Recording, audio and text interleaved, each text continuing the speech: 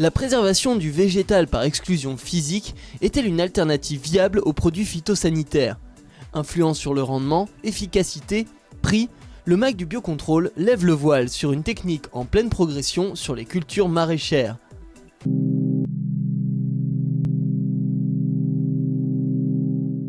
Quoi de plus logique pour parler filet de protection que de rencontrer le spécialiste français du domaine?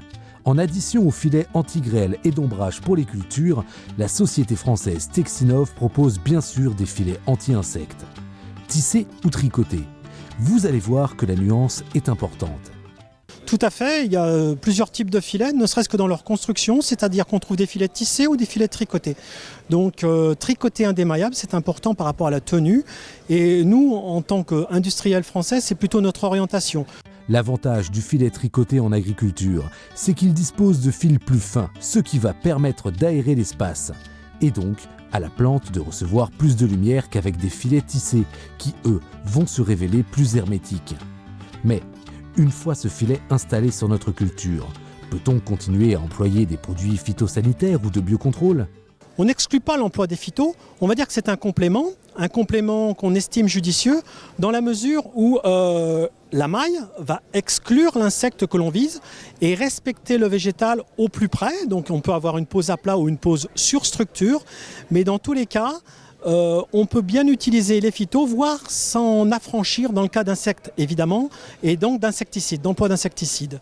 C'est important de situer un petit peu ces deux aspects, c'est-à-dire soit strictement diminuer, voire se passer des insecticides, soit les limiter.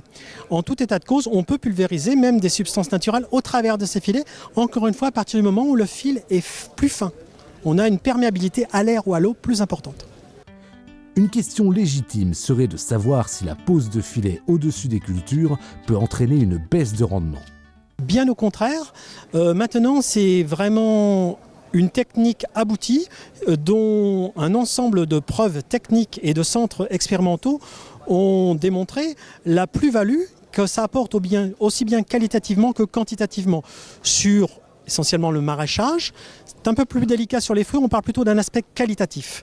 Bien évidemment, certains filets mal employés peuvent, et c'est pour ça que les préconisations sont importantes, diminuer le rendement, voire générer certaines maladies quant au microclimat. Mais dans l'essentiel de leur usage, c'est une plus-value quantitative ou qualitative à laquelle il faut s'attendre. Le fabricant précise que des filets adaptés peuvent limiter les amplitudes thermiques au cours d'une même journée et diminuer ainsi le stress des végétaux. Attention, il faut bien comprendre que la pose est un paramètre très important. On évite ainsi d'emprisonner les insectes et de provoquer une infestation sous filet. À ce titre, l'entreprise travaille sur la mécanisation de l'installation de ces filets pour en optimiser encore plus l'efficacité.